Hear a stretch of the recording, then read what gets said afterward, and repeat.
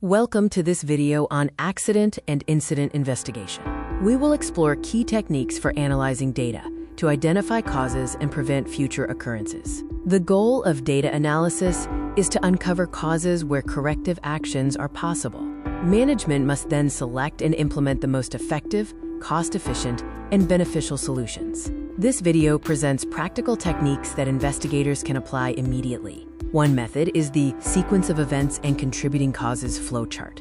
By analyzing each event, you can identify where more information is needed and pinpoint the specific conditions that, if controlled, could have prevented the accident. For more complex accidents, a fishbone diagram can be helpful.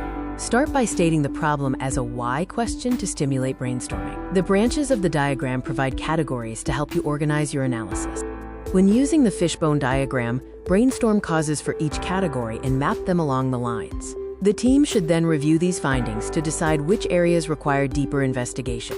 The Guide for Identifying Causal Factors and Corrective Actions is a useful tool. Use its list of questions to systematically identify contributing causes, then further investigate them to determine the root cause and necessary corrective actions. Another effective approach is change analysis. This technique operates on the premise that problems often result from unanticipated changes. By scrutinizing deviations from the norm, you can identify the source of the problem. To conduct a change analysis, follow these steps. Define the problem, establish the norm, identify the change, determine what was affected, highlight distinctive features, list possible causes, and select the most likely one. When ergonomic issues like lifting or repetitive motion are suspected, specific worksheets can help gather data. It is recommended to consult with safety professionals for a complete analysis in these cases.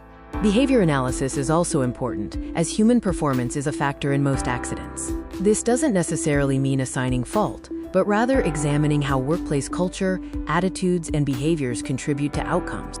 This behavioral evaluation focuses on three factors: significance, which is how the consequence is perceived, timing, or how soon it occurs, and consistency, which is how certain the consequence feels. Use the behavior analysis worksheet to map out these triggers and consequences. This process helps reveal why specific behaviors occurred and points you toward the underlying contributing and root causes. Once you have identified contributing factors, move on to finding the root cause. One of the simplest and most effective techniques is the 5 why method, which involves repeatedly asking why to peel back layers of symptoms. In the 5 why process, define the problem clearly. If your first answer doesn't reveal the root, ask why again. While 5 is a common rule of thumb, continue until you have identified the true root cause.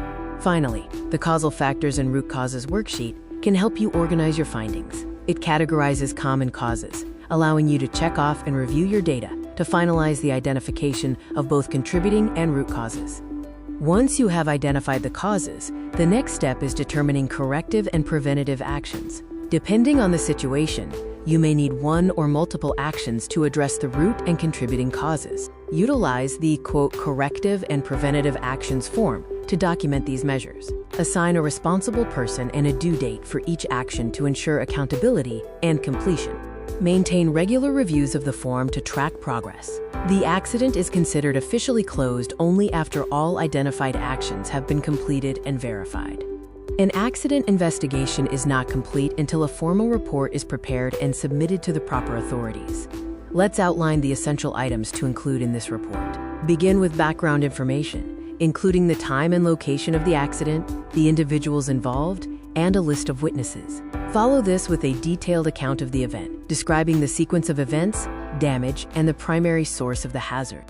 Include a discussion section that analyzes how and why the accident occurred, documenting direct, indirect, and basic causes.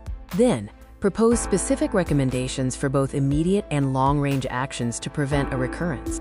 To summarize, the investigation process involves helping the injured, securing the scene, collecting evidence, analyzing data, determining causes, and finally, performing follow-up actions to permanently eliminate hazards.